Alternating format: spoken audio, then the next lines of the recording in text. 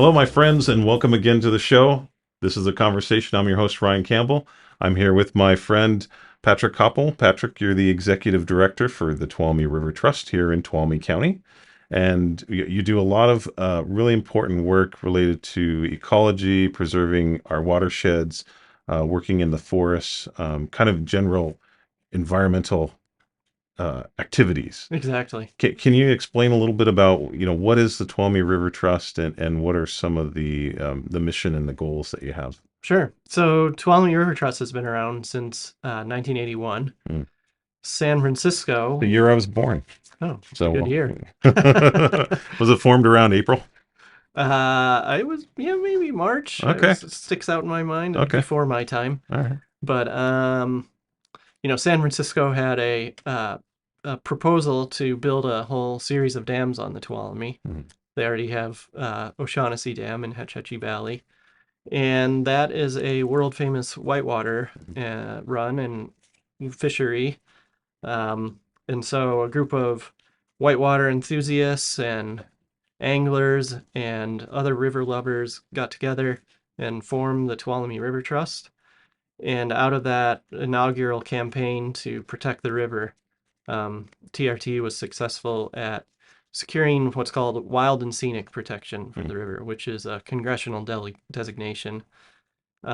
Congress approved that in 1984. President Reagan signed it into law, and um, that law protects the river from any new dams or diversions from being built on it, and that goes from Don Pedro Reservoir up to um, O'Shaughnessy, basically, Mhm. and then even in Yosemite National Park above Hetch Hetchy all the way up into the headwaters is all protected as a wild and scenic river. That's brilliant, fascinating. I don't think I knew it started just from water rafting on that one section of the Tuolumne River, but now, I mean, you've expanded into other areas now. Absolutely. So after that inaugural campaign, TRT got involved also in a river protection issue on the Clavey River, which is Yeah. a pristine tributary of the Tuolumne, one of the few undammed rivers left in the Sierra. Hmm. And again, there was another dam proposal. TRT got involved, and with some other allies, particularly business interests in the Central Valley, were successful in convincing TID, Turlock Irrigation District, to shelve that proposal. Um, and today the Clavey River still flows free because of that. Hmm. But since then, we've really expanded even more. Later, we got involved in salmon issues on the lower river as it flows through the Central Valley, and trying to improve the salmon fishery. That the Tuolumne River at one time hosted over 100,000 salmon every year that would swim up and spawn in the gravels. Hmm. And today, the numbers bounce around a few hundred to maybe a few thousand fish every Really? year. So we still do a lot of work around that. And we, Well, of course, do work up here in Tuolumne County with forest issues. how do you repair a fishery like that? Because I mean, you look at dams and these non-natural barriers Right. to the salmon run. I mean, how do you get around that? It's a great question. So there's kind of a two-pronged approach there. One, we try to improve the physical habitat because the river has been manipulated over time with levees and farmland and mining, gravel mining and gold mining. And so we try to restore the river condition so that it can support salmon. Hmm. But the other side is trying to get more water released from the dam for fish and wildlife and recreation. Right now, only about 20% of the river's natural flow makes it down the river through the Central Valley. Really? So we do a lot of work around water policy to Yeah. try to get that to happen. Yeah, I actually grew up in the Sacramento River Delta area, Hmm. and I know that that was a major issue, the amount of water flowing into the Delta, Yeah, because the less water that's coming into the Delta from the rivers, that means the Delta stays at the same level no matter what. And so the water has to come from somewhere. So it actually backfills in from the Bay Area. Exactly. And so you end up with salt water coming all the way up into these rivers and estuaries that traditionally would be freshwater. Exactly. And so like the Delta smelt, I'm sure is a species you're familiar with. Absolutely. Um, is there anything similar to that you can point to on the Tuolumne River that's like an indicator species? Well, salmon and steelhead. Steelhead are they're a type of rainbow trout that can swim out to the ocean and then swim back. Hmm. And they're a threatened species under the Endangered Species Act. And the river used to support quite a few steelhead and resident rainbow trout, but it's pretty diminished. Hmm. So yeah, and Tuolumne flows, Stanislaus flows, Merced flows, and San Joaquin flows are all tied into the delta. Hmm. And the state and the federal government keep an eye on all that, and we do as well. And we advocate for more water flowing down these rivers into the delta for the health of the rivers and the delta as well. It must be really hard to kind of balance these things because you have all of these demands on natural watersheds. You have recreation, people want to go rafting. You have, I mean, agriculture is probably the biggest one. Yeah. You have all this, $1 billion agriculture industry in the Central Valley. We're the salad bowl of the nation Right. in California. You have the salmon run and fishing and fisheries, and just how do you balance these things? And do you feel that we're in balance right now? I would say we're out of balance. Yeah. As I said, only about 20% of the river's flow is left in the river. Mm-hmm. We'd like to see that move upwards, closer to 50%, frankly. Mm-hmm. And we think to get there, we can save water. So one of our efforts and I guess successes was San Francisco in the mid 2000s was proposing to take more water from the river. And they had, population projections and demand projections all showing upward increases on all of that. And we said, hold on a second. We don't think you actually need to do that. We think that if you save water and use it more wisely, you can meet your demands. And we convinced them to, rather than taking more water, to cap their diversions for at least 10 years and focus on water conservation.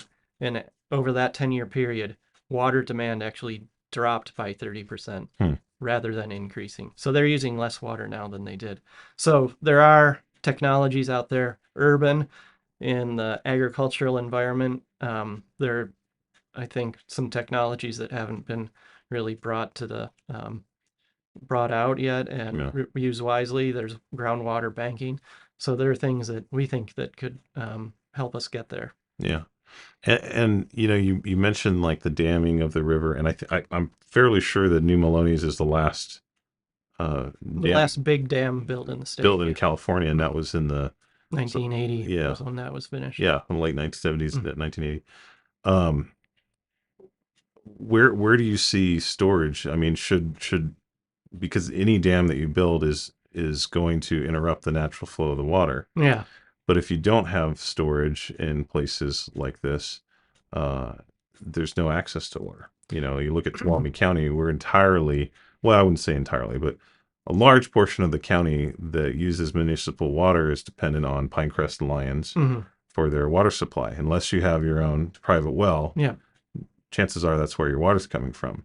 How do we balance those kind of needs with the desire to have a more natural flow for our watersheds? Yeah, so this last winter was exceptionally wet.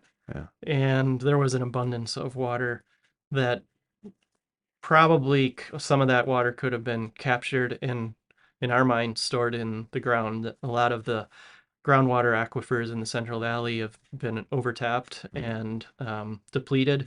There's room to store water there, and that can help save some of that for those dry years.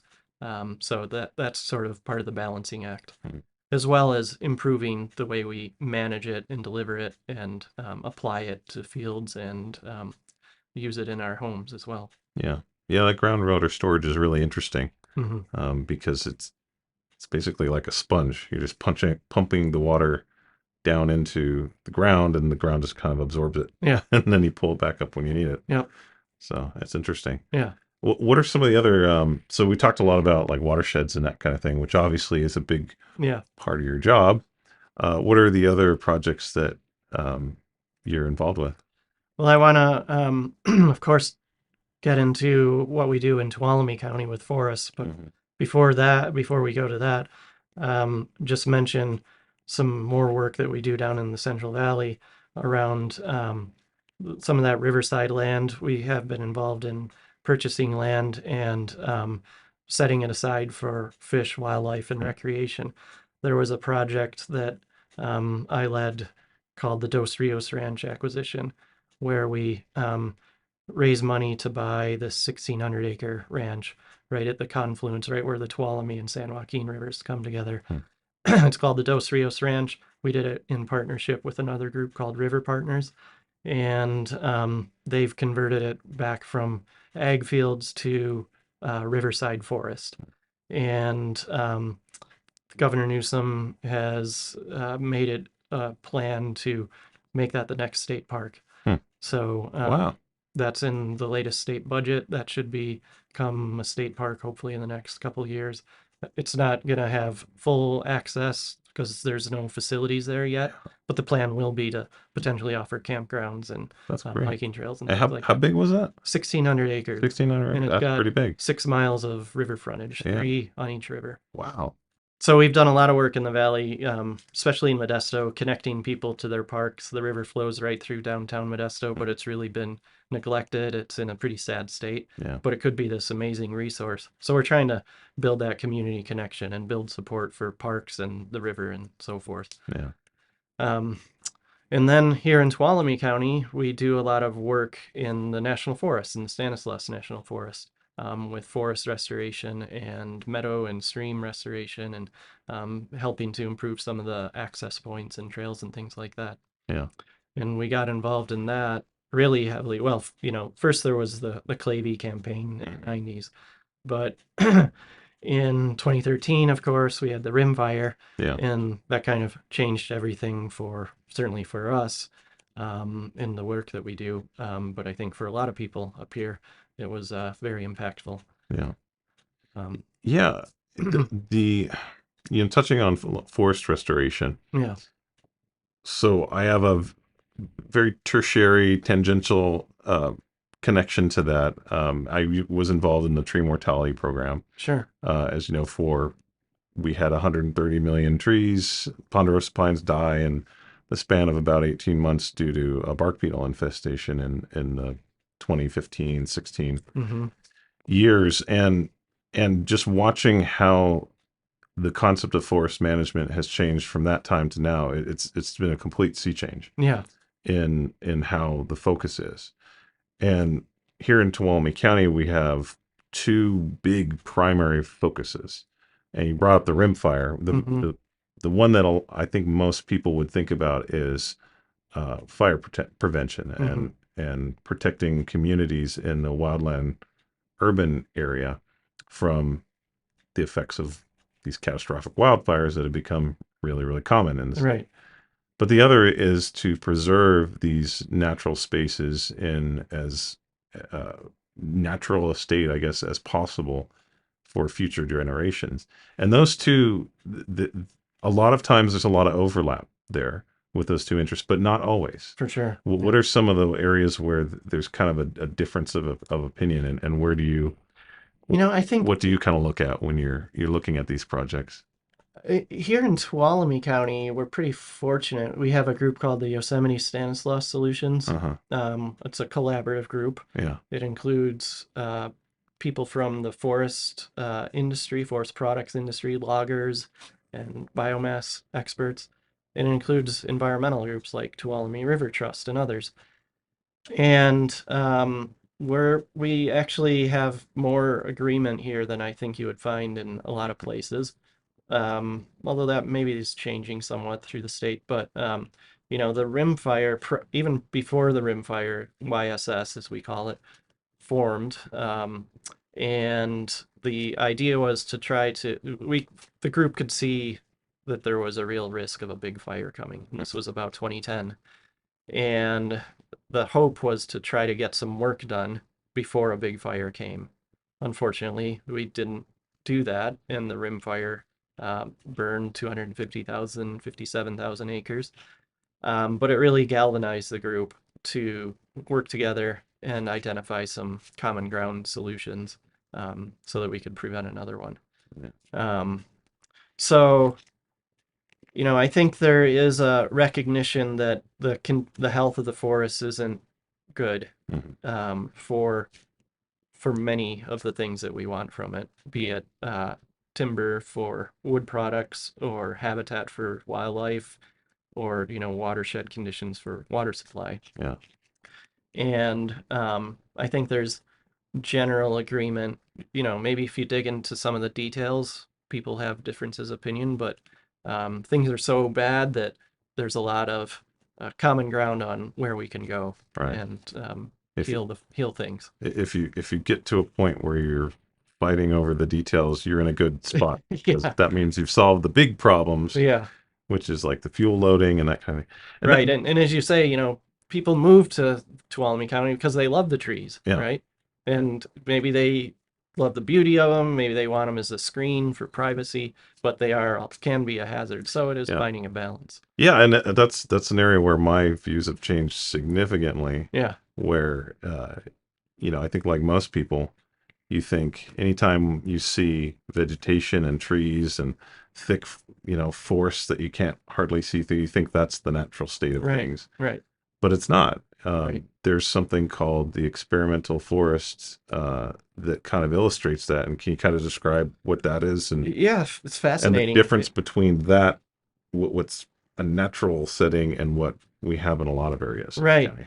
And I'll just make a disclaimer. I'm not a forester, an expert in this, Yeah. but this is what I've learned since really getting engaged on this work. So yeah, near Pinecrest is the Tuolumne Stanislaus Experimental Forest. It's managed by the Forest Service.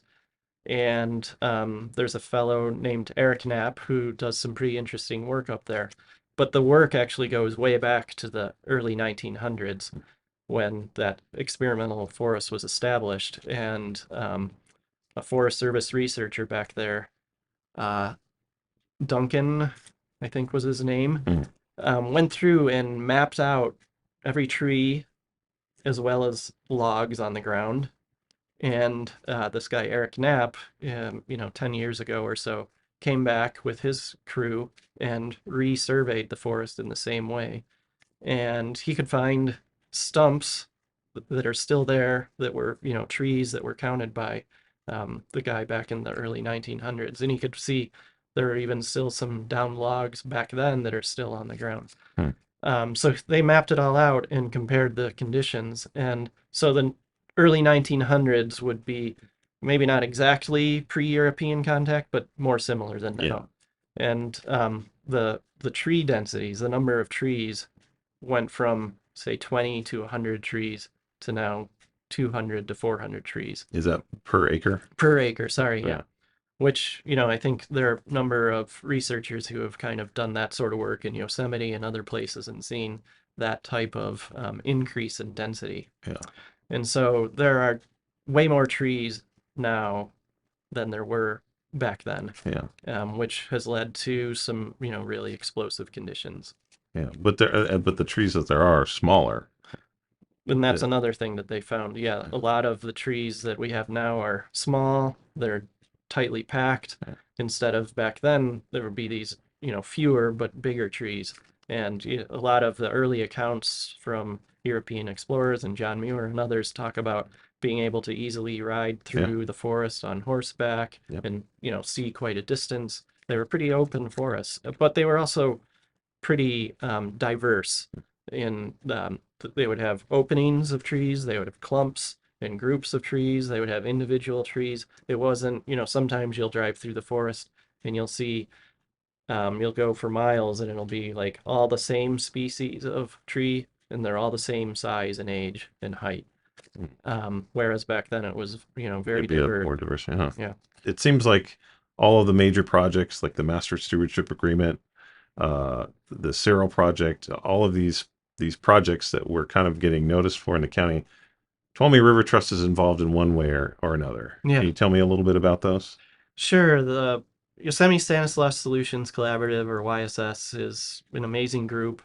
And I should just say that other places in the state really look to YSS and Tuolumne County as a model. Um, so, as I said, YSS was formed pre-rim fire, but post-rim fire, we really got heavily involved and weighed in on the plans for restoring the rim fire and what that would look like, and I think impacted that Yeah. in a good way. Um, but then we've also been very active in trying to bring resources to get work done.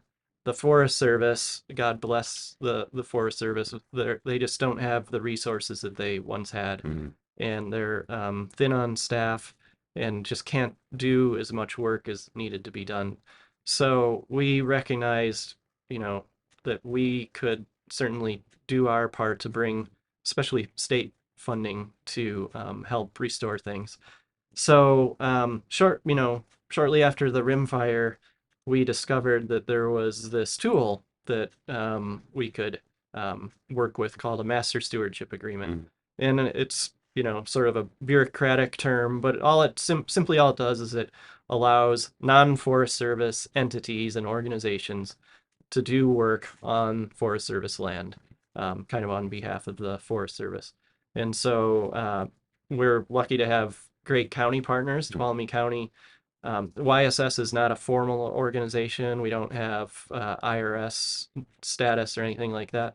Tuolumne County signed the Master Stewardship Agreement sort of on behalf of YSS and is the non-federal partner. Yeah. And so we work a lot with the county and the Forest Service to do work. Tuolumne River Trust's role has been, in some cases, we've been the fiscal agent of grants, so written grants, and been the kind of grant manager. But a lot of that money actually flows through the county. So we will manage the projects under that master stewardship agreement. Mm-hmm. Yeah, and I actually remember a time when the county and these various government entities within Tuolumne County didn't really communicate. Yeah. And now I think that's the main difference to me is that we're working together Yeah. so closely. You have private industry in the timber industry, you have environmental interests, you have the Forest Service, you have the county. We all have a stake in this community, and so we better figure out how to work together. Yeah, and That's kind of where a lot of this started. We have been, I've heard numbers like, it takes 4 years just to get through the planning and environmental review for Forest Service projects. Well, that's not really true here locally anyway. There's this relatively new project called the SERAL Project that the Forest Service put together plans for. It's a 110,000 acre area from the Highway 108 area north all the way to the middle fork of the Stanislaus. So all that area north of Cedar Ridge, Twain Harte, Miwok Village, and so forth. And the Forest Service, we YSS worked quite closely with the Forest Service to provide input on that SERAL project, and they got through that planning process in about 2 years, which is really quick on a huge 110,000 acre landscape, which is way bigger than anything they have planned out before. Are there any projects of that scale in California anywhere? None that are signed off on. There are others that are kind of following suit, but none that are. And it's interesting when I talk to people about it, because I talk to people, because Cedar Ridge is in a district that I represent. Yeah. And so I talk to people that live there, and they have some people follow this very closely and get the significance of it. A lot of people, though, they know that there's work going on in the forest. They see the equipment. They sometimes hear the work that's going on, but don't quite grasp the significance of it. That it's not just about the restoration of the forest. It's basically building this barrier of land that's been treated and returned to a more resilient and, by extension, a more lower fire risk area. Yeah, absolutely. And the Forest Service is, going to build off that and keep going, and we're going to be there supporting that. Yeah, and it's a phenomenal plan, and there's so many elements to that Yeah. it just fascinates me. I wish more people knew about it. Yeah. Because it's like this nationally recognized project that no other area has, and it's right here in Tuolumne County. Well, and it's to the degree that nationally recognized, to the degree that the federal government identified this landscape and this project as key, that they put $55 million towards it, from the recent Bipartisan Infrastructure Act. So it is federally recognized, and it's great to be part of that. What are some of the how do they treat these areas? Are we talking people out there with an axe and a saw? The modern forestry equipment is amazing, and I'm not a forester, but they have these feller bunchers and this other equipment that is really incredible at the work it can do. People, it takes real skill to operate that stuff, and they're very effective, much safer than being out there with a chainsaw. I'm sure they still use chainsaws though, but it's pretty incredible equipment. So the work involves thinning out a lot of those. We talked about the dense overgrown forest with a lot of small trees. So thinning out a lot of that small brush and small trees, and opening things up so that we have fewer trees. We still want trees though. We want more big trees and fewer smaller trees. And for TRT as an environmental group, a key part of this is that we also get good fire back on the land. As I said, pre-European times, these forests would have experienced fire every 5 to 15 years or so, and that really maintained good forest health, good conditions for wildlife, and water quality and so forth. So we want to see fire, that good fire, frequent, low-intensity fire come back. Yeah. Do people just personally donate to? So TRT, Tuolumne River Trust, we have individuals who donate money to us, and we always are happy to take more donations. We also secure grants from private foundations and from the government as well. And you've also got a river cleanup coming up. We do have a river cleanup. It's coming on, let me make sure I have the information right, Saturday, September 23rd in the morning, and it's going to be along the North Fork of the Tuolumne, outside of Tuolumne City. Okay. There's the day use area down there, but there are a lot of informal pull-offs and unfortunately trash and whatnot. So it'll kind of be along all the way from the day use area all along in that area. I see. And how many can people volunteer for that? Yep, they can go to our website, tuolumne.org, and I think you look up events and you'll see it there. You can also email holly@tuolumne.org and get information directly from her. Well, good. Well, that's all the time we have, but I want you to come back because this is really fascinating to me. I could talk all day about rivers and stuff. Great. Yeah, it's been a pleasure. Yeah. Well, thank you, Patrick. Thank you. Patrick Koepele, you're the executive director of the Tuolumne River Trust, and please come back anytime. All right. Sounds good. And thank you for joining us. I'm Ryan Campbell. I'm your host for the day. Join us again next week for another interesting conversation about Tuolumne County. Take care.